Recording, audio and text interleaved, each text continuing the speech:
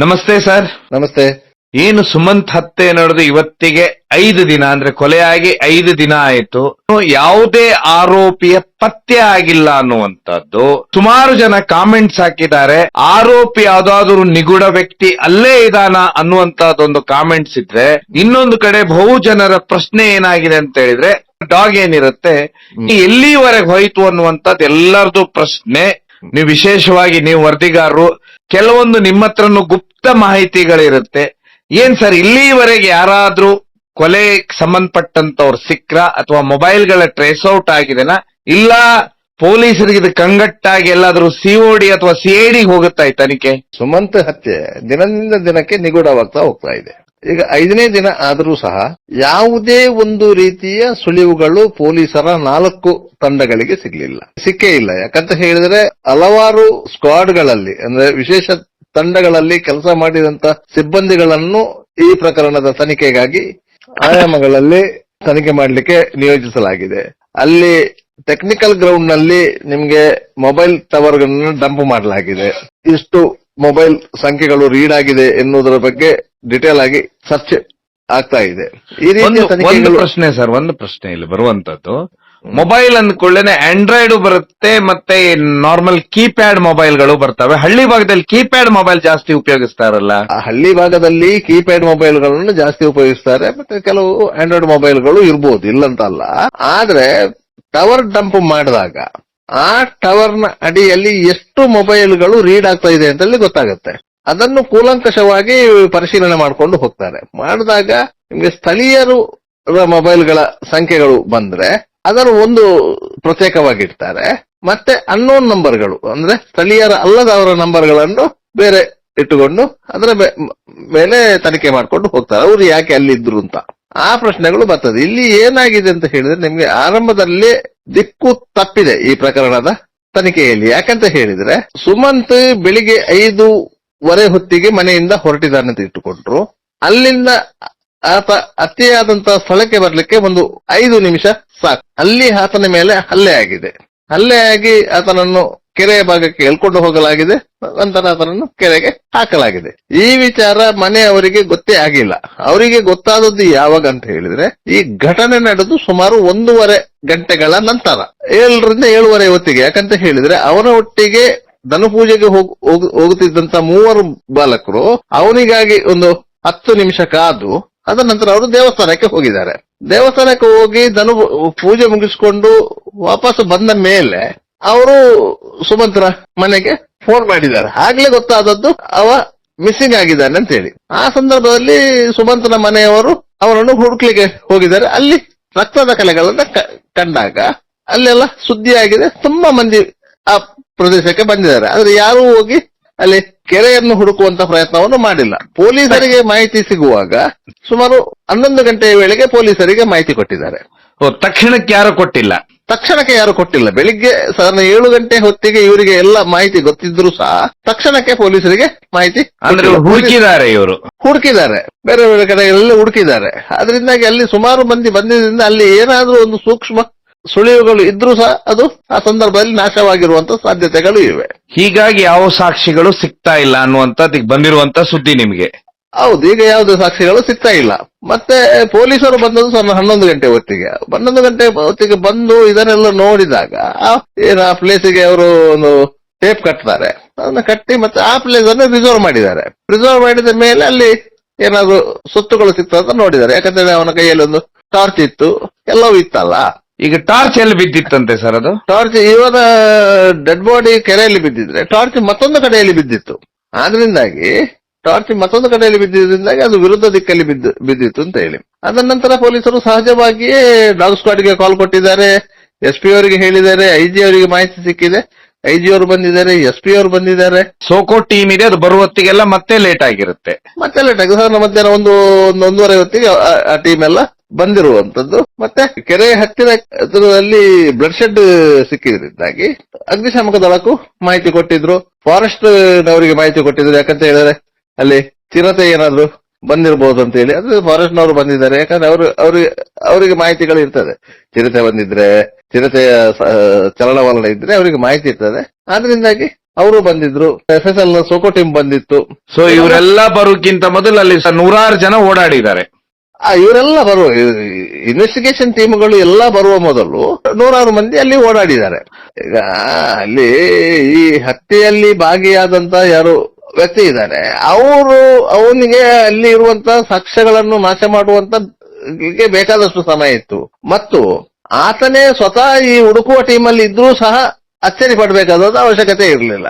ಆದ್ರಿಂದಾಗಿ ಪೊಲೀಸರ ತನಿಖೆ ಅದರ ನಂತರದಿಂದ ಆರಂಭವಾಗುವುದು. ಪೊಲೀಸರು ನೋಡಿ ಆರಂಭದಲ್ಲಿ ಎಡವಿದಿಲ್ಲ ಅಂತ ಹೇಳಿದ್ರೆ, ಡೆಡ್ ಬಾಡಿ ಸಿಕ್ಕಿದ ಮೇಲೆ ಡೆಡ್ ಬಾಡಿಯ ತಲೆಯಲ್ಲಿ ಗಾಯ ಇರುವುದನ್ನು ಗಮನಿಸಿಯೂ ಸಹ ಅವರು ಸಂಶಯಾಸ್ಪದ ಪ್ರಕರಣ ಅಂತ ಹೇಳಿ UDR ಮಾಡಿದ್ದಾರೆ. ಯಾವತ್ತೂ ಪೊಲೀಸರು ಅಂತಹ ತಪ್ಪುಗಳನ್ನು ಮಾಡುವುದೇ ಇಲ್ಲ.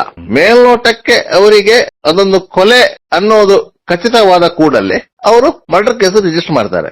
ಯಾವಾಗ ಇವರು UDR ಮಾಡಿದ್ರು ಆಗ ದಿಕ್ಕು ಬೇರೆ ಆಯ್ತು. ಡೆಡ್ ಬಾಡಿಯ ಪ್ರಿಲಿಮಿನರಿ ಇನ್ವೆಸ್ಟಿಗೇಷನ್ ಆಯ್ತು. ಡೆಡ್ ಬಾಡಿಯನ್ನು ಮಂಗಳೂರಿನ ವೆನ್ಲಾಕ್ ಆಸ್ಪತ್ರೆಗೆ ಶಿಫ್ಟ್ ಮಾಡಿದ್ರು. ವೆನ್ಲಾಕ್ ಆಸ್ಪತ್ರೆಯಲ್ಲಿ ಫೋರೆನ್ಸಿಕ್ ವೈದ್ಯರು ಪೋಸ್ಟ್ ಮಾರ್ಟಮ್ ಮಾಡಿದಂತ ಸಂದರ್ಭದಲ್ಲಿ ತಲೆಯ ಭಾಗಕ್ಕೆ ಗಾಯ ಆಗಿದೆ ಮತ್ತು ಗಾಯ ಆದ ನಂತರ ಸ್ಮೃತಿ ತಪ್ಪಿದಂತ ಬಾಲಕನನ್ನ ನೀರಿಗೆ ಹಾಕಲಾಗಿದೆ. ತದನಂತರ ಆತ ಸಾವು ಸಂಭವಿಸಿದೆ ಅನ್ನುವಂತ ಮೌಖಿಕ ಅಭಿಪ್ರಾಯವನ್ನು ಕೊಟ್ಟಿದ್ದಾರೆ. ಆ ಅಭಿಪ್ರಾಯದ ಮೇಲೆ ಪೊಲೀಸರು UDR ಆದಂತಹ ಪ್ರಕರಣವನ್ನ ಮರ್ಡರ್ ಕೇಸ್ ಅಂತ ಹೇಳಿ ತನಿಖೆ, ಅದರ ನಂತರ ತನಿಖೆ ಆರಂಭ ಆಗತ್ತೆ. ಸರ್, ಇಲ್ಲಿ ಒಂದು ಬಹುದೊಡ್ಡ ಪ್ರಶ್ನೆ ಬರೋದು ಎಲ್ಲರದು. ಇವತ್ತು ಒಂದು ಕಾಮೆಂಟ್ಸ್ ಅಂತ ಹೇಳಿದ್ರೆ ಎಲ್ಲರೂ ಒಂದು ಕಾಮೆಂಟ್ಸ್ ಅಲ್ಲಿ ಹಾಕಿದ್ದಾರೆ, ನಾಯಿ ಬಂದಿಲ್ವಾ ಅಲ್ಲಿಗೆ ಅಂತ ಹೇಳಿ. ಸಾಮಾನ್ಯವಾಗಿ ಪೊಲೀಸರು ಆರಂಭದಲ್ಲೇ ಪೊಲೀಸ್ ಡಾಗ್ ಸ್ಕ್ವಾಡ್ಗೆ ಕಾಲ್ ಕೊಟ್ಟಿರ್ತಾರೆ. ಡಾಗ್ ಸ್ಕ್ವಾಡ್ ಬಂದಿದೆ. ಬಂದು ಡಾಗ್ ಸ್ಕ್ವಾಡ್ ಅನ್ನು ಅದರ ವ್ಯಾನ್ ನಿಂದ ಇಳಿಸಿದ ತಕ್ಷಣ ಅಲ್ಲಿ ಯಾವುದೇ ರೀತಿಯಲ್ಲಿ ಸ್ಮೆಲ್ ತಗೊಳ್ಳಿಕ್ಕೆ ಸಾಧ್ಯ ಆಗೋದಿಲ್ಲ.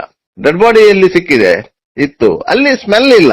ಆದ್ರಿಂದಾಗಿ ಸ್ಮೆಲ್ಗೆ ಅಂತ ಹೇಳಿ ಸ್ಮೆಲ್ ಡಿಟೆಕ್ಟ್ ಆಗ್ಬೇಕಲ್ಲ, ಅದಕ್ಕೆ ಬೇಕಾಗಿ ಮನೆಗೆ ನಾಯಿಯನ್ನು ತಗೊಂಡು ಹೋಗಿದ್ದಾರೆ. ನಾಯಿ ಅಲ್ಲಿ ಆತನ ಬಟ್ಟೆಗಳನ್ನ ಸ್ಮೆಲ್ ಗ್ರಹಿಸಿದೆ, ಮೂಸಿ ನೋಡುತ್ತೆ, ಅಂದ್ರೆ ಗ್ರಹಿಸೋದಕ್ಕೋಸ್ಕರ ಅದು ಅಲ್ಲಿಂದ ಬಂದು ಮತ್ತೊಂದು ಮನೆಯ ಅಂಗಳಕ್ಕೆ ಹೋಗುತ್ತದೆ. ಈ ಮನೆಯ ಆಚೆ ಒಂದು ಮನೆ ಇದೆ, ಆ ಮನೆಯ ಅಂಗಳಕ್ಕೆ ಹೋಗ್ತದೆ. ಅಂಗಳದಿಂದ ನೇರವಾಗಿ ಈ ಪಂಪ್ ಶೆಡ್ ಏನಿದೆ ಅಲ್ಲಿಗೆ ಬರುತ್ತೆ. ಅಲ್ಲಿಂದ ಏನು ರಕ್ತ ಬಿದ್ದಿದ್ದ ಸ್ಥಳಕ್ಕೆ ಬಂದಿದೆ. ಅಲ್ಲಿಂದ ಮುಂದಕ್ಕೆ ನಾಯಿ ಹೋಗಿಲ್ಲ. ಸೊ ಇದು ಸರ್, ಮೊದಲು ಅವ್ರ ಮನೆಗೆ ಅಂತ ಹೇಳಿದ್ರೆ ಆ ಹುಡುಗನ ಮನೆಗೆ ಹೋಗುದಂತ ಹೇಳಿದ್ರೆ ಸ್ಮೆಲ್ ತಗೊಳ್ಳಿಕ್ಕೆ ಆ ಹುಡುಗನ ಬಟ್ಟೆಯಲ್ಲಿ ಹುಡುಗನ ಸ್ಮೆಲ್ ಬೇಕಲ್ಲ, ಆ ಗುರುತು ಸಿಗುತ್ತೆ ಅದಕ್ಕೆ.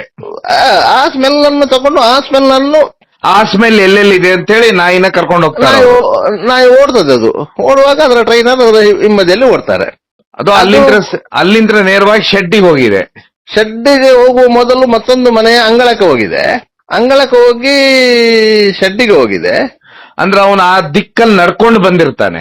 ಆ ದಿಕ್ಕಲ್ಲಿ ನಡ್ಕೊಂಡು ಬಂದಿರಬೇಕು ಅಂತ ಹೇಳಿ. ಯಾಕಂತ ಹೇಳಿದ್ರೆ ಅವ ಎರಡು ದಾರಿಯಲ್ಲಿ ಹೋಗಿದ್ದಾನೆ ಎನ್ನುವಂತಹ ಒಂದು ಸಂಶಯ ಏನಿತ್ತು, ಆ ಒಂದು ದಾರಿಯನ್ನು ಈಗ ನಾಯಿ ತೋರಿಸಿದ ದಾರಿಯಲ್ಲಿ ಬಂದಿರಬಹುದು ಅಂತ ಹೇಳಿ ಒಂದು ಸಂಶಯ ಇದೆ. ಯಾಕಂದ್ರೆ ಆ ದಾರಿಯಲ್ಲಿ ಹೋದ್ರೆ ಅವ್ನು ನೇರವಾಗಿ ರಸ್ತೆಗೆ ಮುಟ್ತಾನೆ.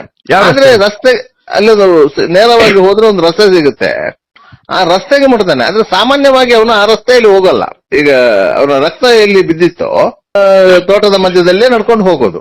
ಯಾಕಂದ್ರೆ ಅವನು ಸೈಕಲ್ ನಿಲ್ಲಿಸಿದಂತ ಜಾಗಕ್ಕೆ, ಅದೊಂದು ಮನೆ ಕಾಂಪೌಂಡ್ ಹತ್ತಿರ ಸೈಕಲ್ ನಿಲ್ಲಿಸಿರ್ತಾನೆ, ಅಲ್ಲಿಗೆ ಹೋಗುದು. ಯಾಕಂದ್ರೆ ಹಿಂದಿನ ದಿವಸ ಸಂಜೆ ಅವನ ಸ್ನೇಹಿತ ಫೋನ್ ಮಾಡಿದ್ದಾನೆ, ಇವನು ಬರ್ತಾರಂತ ಹೇಳಿದ್ದಾನೆ. ಅದಕ್ಕೆ ಅವರು ಸಹ 3 ಮಂದಿ ಸ್ನೇಹಿತರು ಅಲ್ಲಿಗೆ ಬಂದು 10 ನಿಮಿಷ ಕಾದು ಬರ್ಲಿಲ್ಲ ಅಂತ ಹೇಳಿ ಅವರು ಮತ್ತೆ ಪೂಜೆಗೆ ಹೋಗಿದ್ದಾರೆ. ಪೂಜೆ ಮುಗಿಸ್ಕೊಂಡು ಮನೆಗೆ ಬಂದಿದ್ದಾರೆ. ಮನೆಗೆ ಬಂದು ಅವರು ಮತ್ತೆ ಶಾಲೆಗೆ ಹೋಗಿದ್ದಾರೆ. ಶಾಲೆಗೆ ಹೋದ ನಂತರ ಸ್ವಲ್ಪ ಮಧ್ಯಾಹ್ನದ ಹೊತ್ತಿಗೆ ಅವರು ಶಾಲೆಗೆ ಮಾಹಿತಿ ಬಂದದ್ದು ಆತನ ಡೆಡ್ ಬಾಡಿ ಸಿಕ್ಕಿತ್ತು ಅಂತ ಹೇಳಿ. ಅಲ್ಲಿವರೆಗೆ ಶಾಲೆಗೆ ಸಹ ಮಾಹಿತಿ ಇರಲಿಲ್ಲ, ಅವನು ನಾಪತ್ತೆ ಆಗಿದ್ದಾನೆ ಅಂತ ಮಾಹಿತಿ ಒಂದು ಸುದ್ದಿ ಆಗಿತ್ತೆ ಹೊರತು ಡೆಡ್ ಬಾಡಿ ಸಿಕ್ಕಿದ ಮೇಲೆ ಆತ ಮೃತಪಟ್ಟಿದ್ದಾನೆ ಅಂತ ಗೊತ್ತಾಗಿರೋದು. ಸೊ ಇಲ್ಲಿ ನಾಪತ್ತೆ ಆದ ಕೂಡಲೇ ಪೊಲೀಸರಿಗೆ ಕಂಪ್ಲೇಂಟ್ ಮಾಡಬೇಕಾಗಿತ್ತು ಅಂತೀರಾ ನೀವು? ಅದು ನಾಪತ್ತೆ ಆದ ಕೂಡಲೇ ಪೊಲೀಸರಿಗೆ ಆ ಸಂದರ್ಭದಲ್ಲಿ ಕಂಪ್ಲೇಂಟ್ ಮಾಡಿದ್ರೆ ಪೊಲೀಸರು ಅಟ್ಲೀಸ್ಟ್ ಒಂದು 2 ಗಂಟೆಗಳ ಮೊದಲು ಬರ್ತಾ ಇದ್ರು. ಹೀಗಾಗಿ ಏನಾದ್ರೂ ಒಂದು ಸಾಕ್ಷ್ಯ ಸಿಗ್ತಾ ಇತ್ತು. ಒಂದು 2 ಗಂಟೆ ನಾಶ ಮಾಡೋರಿಗೆ ಬೇಕಾದಷ್ಟು ಸಮಯ ಸಿಕ್ತಲ್ಲಿ. ಸಾಕ್ಷ್ಯನಾಶ ಮಾಡೋರಿಗೆ ಬೇಕಾದಷ್ಟು ಸಮಯ ಸಿಕ್ಕಿತ್ತು. ಸಹಜವಾಗಿ ಜನರಿಗೆ ಕುತೂಹಲಗಳು ಜಾಸ್ತಿ. ಆದ್ರಿಂದ ಜನರು ಎಲ್ಲಾ ಕಡೆಗಳಲ್ಲಿ, ಆದ್ರಿಂದಾಗಿ ಎಲ್ಲರ ಫುಟ್ ಪ್ರಿಂಟ್ಗಳು ಅಲ್ಲಿ ಮೊದಲೇ ಅದು ತೋಟ ಜೌಗು ನೆಲ, ಆದ್ರಿಂದ ಅಲ್ಲಿ ಫುಟ್ ಪ್ರಿಂಟ್ಗಳು ತುಂಬಾ ಮಂದಿ ಇದೆ. ಅದನ್ನು ಯಾರಿಗೂ ಐಡೆಂಟಿಫೈ ಮಾಡ್ಲಿಕ್ಕೆ ಸಾಧ್ಯ ಆಗುದಿಲ್ಲ ಯಾರ್ದು ಫುಟ್ ಪ್ರಿಂಟ್ ಅಂತ ಹೇಳಿ. ಮತ್ತೆ ಅಲ್ಲಿಗೆ ಸಂಶಯ ಇರುವುದು ಏನಂತ ಹೇಳಿದ್ರೆ, ಈ ಅಡಿಕೆ ಕಳ್ಳರು ಏನಾದ್ರೂ ಬಂದು ಅಲ್ಲಿ ಅಡಿಕೆ ಅದನ್ನು ತಗೊಂಡೋಗುವಂತ ಸಂದರ್ಭದಲ್ಲಿ ಇವ ನೋಡಿ ಅವನ ಪರಿಚಯ ಇವರಿಗೆ ಇದ್ದು, ಇವನ ಪರಿಚಯ ಅವರಿಗೆ ಇದ್ದು, ಅಂತ ಸಂದರ್ಭದಲ್ಲಿ ಆತನ ಮೇಲೆ ಹಲ್ಲೆ ಆಗಿದೆ ಅನ್ನೋದು ಸಂಶಯ ಇದೆ.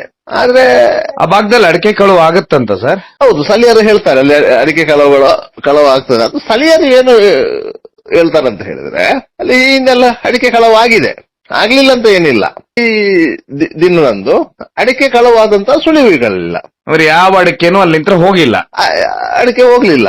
ಮತ್ತೆ ಅಲ್ಲಿ ಕೈಗೆ ಎಟಕುವ ರೀತಿಯಲ್ಲಿ ಅಡಿಕೆಯ ಗೊಂಚಲುಗಳಿವೆ ಮರದಲ್ಲಿ, ಅದು ಹಾಗೇ ಇದೆ. ಮನೆಯಲ್ಲಿ ಒಣಗ್ಲಿಕ್ಕೆ ಹಾಕಿದ್ದು ಅದು ಹಾಗೇ ಇದೆ. ಈ ರೀತಿಯಾಗಿ ಅಡಿಕೆ ಕಳ್ಳರ ಸಹವಾಸ ಅಲ್ಲಿ ಇದ್ರೂ ಸಹ ಅವರಿಗೂ ಇದಕ್ಕೂ ಸಂಬಂಧ ಇರ್ಲಿಕ್ಕಿಲ್ಲ ಎನ್ನುವಂತ ಭಾವನೆ ಇದೆ. ಒಂದು ಶೆಡ್ಡಿ ಏನಿದೆಲ್ಲ, ಶೆಡ್ಡಿ ಏನಿತ್ತಂತೆ ಸರ್? ಉಪಯೋಗ ಇತ್ತಂತ ಇಲ್ಲಂತ? ಶೆಡ್ ಅಲ್ಲಿ ಏನಾದ್ರೂ ಸಿಕ್ತಾ ಸಾಕ್ಷಿ? ಶೆಡ್ ಅಲ್ಲಿ ಏನು ಇಲ್ಲ. ಶೆಡ್ ಅಂತ ಹೇಳಿದ್ರೆ ಅದು ಆ ಕೆರೆಯಿಂದ ನೀರೆತ್ತುವ ಪಂಪ್ ಇರುವಂತ ಶೆಡ್. ಆ ಶೆಡ್ ಅಲ್ಲಿ ನಿಮ್ಗೆ ತೋಟದ ತರಗಳೆಲ್ಲ ಅದನ್ನೆಲ್ಲ ಅಲ್ಲಿ ಪೇರಿಸಿ ಇಟ್ಟಿರ್ತಾರೆ. ಅದು ಮಳೆಗಾಲ ನೀರು ಬಿಸಿ ಮಾಡ್ಲಿಕ್ಕೆಲ್ಲ ಬೇಕಾಗುತ್ತದೆ ಅಂತ ಹೇಳಿ ಅದು ಇಟ್ಟಿರ್ತಾರೆ. ಮತ್ತು ಶೆಡ್ ಗೆ ಬಾಗಿಲು ಹಾಕುವುದಿಲ್ಲ. ಮತ್ತೆ ಪಂಪು ಹಾಳಾಗಿತ್ತು, ಆದ್ರಿಂದಾಗಿ ಅದು ಉಪಯೋಗ ಇಲ್ಲದಂತ ಶೆಡ್ ಆಗಿದೆ ಅಷ್ಟೇ. ಶ್ವಾನದಳ ಇದೆ, ಅದರಿಂದ ಏನೂ ಉಪಯೋಗ ಸಾಕ್ಷಿ ಸಿಕ್ಕಿಲ್ಲ. ಇಲ್ಲ, ಶ್ವಾನದ ದಳದಿಂದ ಯಾವ ಸಾಕ್ಷಿಯೂ ಸಿಗ್ಲಿಲ್ಲ. ಯಾಕಂದ್ರೆ ಶ್ವಾನದಳಗಳು ಏನೋ ಮಾಡ್ತಾವ ಅಂತ ಹೇಳಿದ್ರೆ, ಅದು ಪೊಲೀಸರ ತನಿಖೆಗೆ ಒಂದು ದಾರಿಯನ್ನು ತೋರಿಸಿಕೊಡ್ತದೆ. ಈ ರೀತಿಯಾಗಿ ನೀವು ಹೋಗಿ ಅಂತ ಹೇಳಿ. ಆದ್ರೆ ಇಲ್ಲಿ ಅಂತಹ ಪ್ರಯೋಜನ ಬಂದಿಲ್ಲ. ಮತ್ತೆ ಇನ್ನೊಂದು, ಸಿಸಿಟಿವಿನೂ ಯಾವುದೇ ರೀತಿಯ ಸುಳಿವು ಕೊಟ್ಟಿಲ್ಲ ಇಲ್ಲಿ. ಅಲ್ಲಿ ಸಿಸಿಟಿವಿ ಸುಳಿವು ಇಲ್ಲ.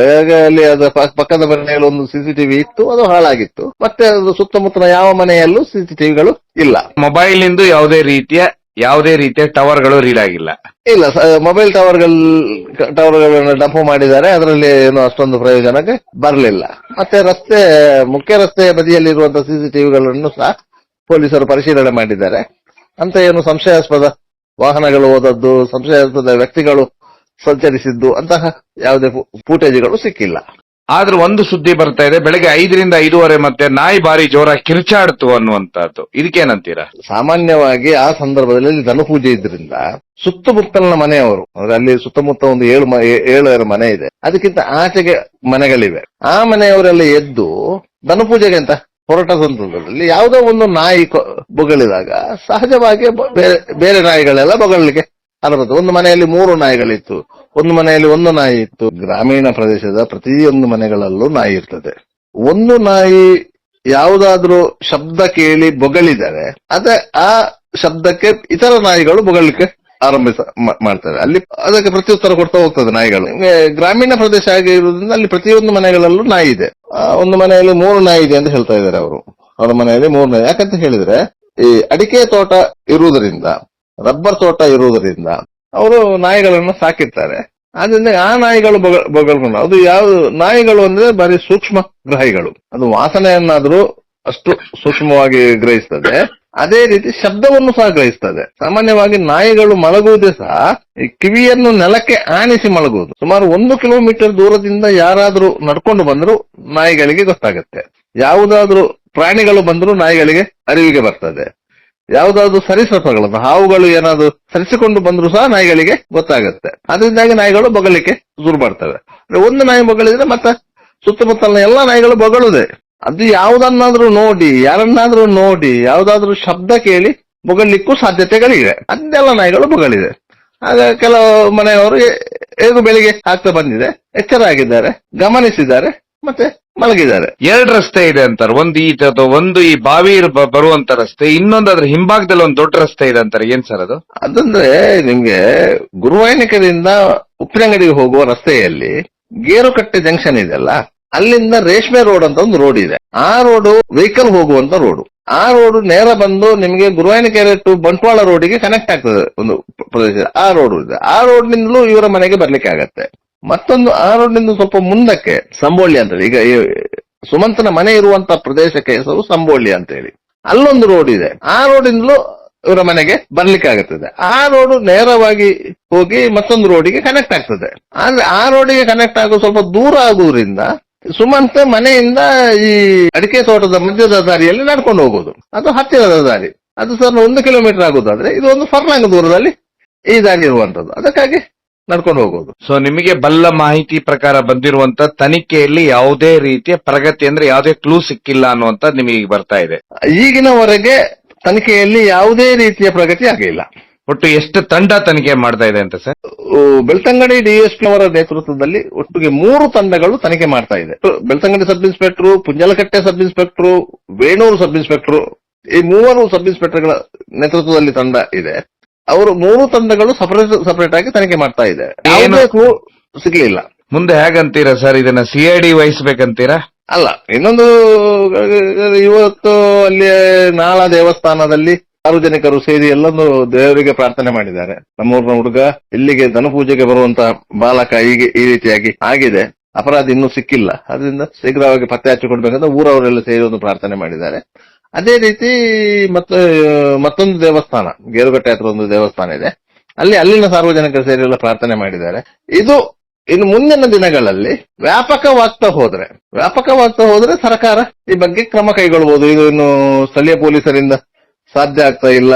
ಯಾಕಂದ್ರೆ ಸ್ಥಳೀಯ ಪೊಲೀಸರು ಅಂತ ಹೇಳಿದ ಕೂಡಲೇ ಏನಾಗ್ತದೆ ಅಂತ ಹೇಳಿದ್ರೆ, ಆ ಸ್ಟೇಷನ್ ನ ವ್ಯಾಪ್ತಿ ದೊಡ್ಡದು, ಎಲ್ಲ ಪ್ರಕರಣಗಳ ತನಿಖೆ ಮಾಡ್ಬೇಕಾಗ್ತದೆ, ಸೀಮಿತ ಸಿಬ್ಬಂದಿಗಳಿರುವಂತದ್ದು, ಈ ರೀತಿಯ ಸಮಸ್ಯೆಗಳಿರ್ತವೆ. ಅದಕ್ಕಾಗಿ ಸಿಒಡಿಗೆ ಕೊಡಬೇಕಾದಂತ ಒತ್ತಾಯ ಬಂದ್ರೆ ಸರ್ಕಾರ ಆ ಬಗ್ಗೆ ಗಮನ ಹರಿಸಬಹುದು ಅಂತ ಕಾಣ್ತದೆ. ಆದ್ರೆ ಸದ್ಯಕ್ಕಂತೂ ಸ್ಥಳೀಯ ಪೊಲೀಸರೇ ತನಿಖೆ ನಡೆಸ್ತಾ ಇದ್ದಾರೆ. ಸಿಒಡಿಗೆ ಕೊಡುವುದಂತಿದ್ರು ಅದು ಸರ್ಕಾರಿ ಮಟ್ಟದಲ್ಲಿ ತೀರ್ಮಾನ ಆಗಬೇಕೇ ಹೊರತು ಪೊಲೀಸರಿಂದ ತೀರ್ಮಾನ ತಗೊಳ್ಳಿಕ್ಕೆ ಆಗೋದಿಲ್ಲ. ನಿಮ್ಮ ಪ್ರಕಾರ ಒಂದು ವೇಳೆ ಇಲ್ಲಿ ಕಳ್ಳತನನೂ ಆಗಿಲ್ಲ, ಈಗ ಕಳೆದ 5 ದಿನಗಳಿಂದ ಮಾಡ್ತಿರುವ ತನಿಖೆಯ ಸಂದರ್ಭದಲ್ಲಿ ಯಾವುದೇ ಸುಳಿವು ಸಿಗ್ಲಿಲ್ಲ ಅಂತ ಆಗುವಾಗ, ಮತ್ತೆ 15 ವರ್ಷ ಬಾಲಕನನ್ನು ಮರದ ಸೋಟೆಯಿಂದ ಹೊಡೆದು ಕೊಲೆ ಮಾಡಿದಂತಹ ರೀತಿಯನ್ನು ನೋಡಿದಾಗ ಮತ್ತು ಶವವನ್ನು ಕೊಂಡೋಗಿ ಕೆರೆಗೆ ಹಾಕಿ ಸಾಕ್ಷ್ಯನಾಶ ಮಾಡಲಿಕ್ಕೆ ಪ್ರಯತ್ನ ಪಟ್ಟದ್ದನ್ನು ನೋಡಿದಾಗ, ಎಲ್ಲೋ ಒಂದು ಕಡೆ ಯಾವುದೋ ನೋಡಬಾರದನ್ನು ಸುಮಂತ್ ನೋಡಿದ್ದಾನೆ.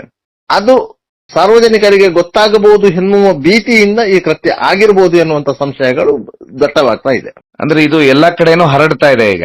ಅದೇ ಸಂಶಯ ಎಲ್ಲ ಕಡೆಗಳು ಹರಡ್ತಾ ಇರೋದು. ಯಾಕಂದ್ರೆ ಕಳವು ಆಗಿಲ್ಲ, ಅಡಿಕೆ ಕಳವು ಆಗಿಲ್ಲ, ಆದ್ರಿಂದಾಗಿ ಕಳ್ಳರ ಕೆಲಸ ಅಲ್ಲ ಅಂತ ಹೇಳಿ ಬೇರೆ ಬೇರೆ ಕಡೆಗಳಲ್ಲಿ ಕಳವು ಆಗಿದೆ ಹಿಂದೆ, ಅದು ಬೇರೆ ಪ್ರಶ್ನೆ. ಆದ್ರೆ ಆ ಸಂದರ್ಭದಲ್ಲಿ, ಯಾಕಂದ್ರೆ ಸುಮಂತನ ಕೊಲೆಯಾದಂತಹ ಸಂದರ್ಭದಲ್ಲಿ ಅಡಿಕೆ ಕಳ್ಳತನದ ಆಗಿದೆ ಎನ್ನುವುದಕ್ಕೆ ಯಾವುದೇ ಸುಳಿವುಗಳು ಇಲ್ಲ. ಆದ್ರಿಂದಾಗಿ ಇದು ಸುಮಂತ್ ಬೇರೆ ಯಾವುದೋ ಒಂದು ಘಟನೆಯನ್ನ ನೋಡಿದ್ದಾನೆ, ಅದು ಅವರ ಗಮನಕ್ಕೆ ಬಂದಿದೆ, ಅವರು ಇವರನ್ನು ಹೊಡೆದಿದ್ದಾರೆ, ಇವ ಬಿದ್ದಿದ್ದಾನೆ, ಆ ವಿಷಯ ಹೊರಗೆ ಬರಬಾರದು ಅಂತ ಹೇಳಿ ಇದೇ ರೀತಿಯಾಗಿ ಎಲ್ಲರ ಸಂಶಯ ಇರುವುದು ಇದೇ ರೀತಿ. ಈಗ ಒಂದು 15 ವರ್ಷದ ಪ್ರತಿಭಾವಂತ ಹುಡುಗನನ್ನ, ಅದು ಸಹ ದೇವರ ಪೂಜೆಗೆ ಹೋಗ್ತಿದ್ದಂತ ಬಾಲಕನನ್ನ ಆ ರೀತಿಯಾಗಿ ನಡುದಾರಿಯಲ್ಲಿ ತಲೆಗೆ ಹೊಡೆದು ಕೊಲೆ ಮಾಡಿ ನೀರಿಗೆ ಹಾಕ್ತಾರಂತ ಆದ್ರೆ ಅಂತ ವ್ಯಕ್ತಿಗಳನ್ನು ಪೊಲೀಸರು ಹಿಡಿಲೇಬೇಕು. ಒಂದು ವೇಳೆ ಸ್ಥಳೀಯ ಪೊಲೀಸರಿಗೆ ಸಾಧ್ಯ ಆಗದಿದ್ರೆ ಸರ್ಕಾರ ಇದನ್ನು ಉನ್ನತ ತನಿಖೆಗೆ, ಅಂದ್ರೆ ಸಿಒಡಿ ತನಿಖೆಗೆ, ಸ್ಥಳೀಯರ ಆಗ್ರಹವೂ ಅದೇ, ಅಭಿಪ್ರಾಯವೂ ಅದೇ. ಅದು ಸರ್ಕಾರ ಇನ್ನು ಮುಂದಕ್ಕೆ ಏನ್ ಮಾಡ್ತದೆ ಅಂತ ನೋಡ್ಬೇಕು. ಯಾಕಂದ್ರೆ ಸಿಒಡಿ ತನಿಖೆ ವಹಿಸಬೇಕಾದ್ರೆ ಸರ್ಕಾರವೇ ತೀರ್ಮಾನ ತಗೊಳ್ಬೇಕು. ಅದರಿಂದ ಸರ್ಕಾರದ ಮೇಲೆ ಆ ಒಂದು ಒತ್ತಡವನ್ನ ತರುವಂತ ಕೆಲಸವನ್ನು ಸ್ಥಳೀಯ ಜನಪ್ರತಿನಿಧಿಗಳು ಮಾಡಬೇಕಾಗ್ತದೆ. ಧನ್ಯವಾದ ಸರ್.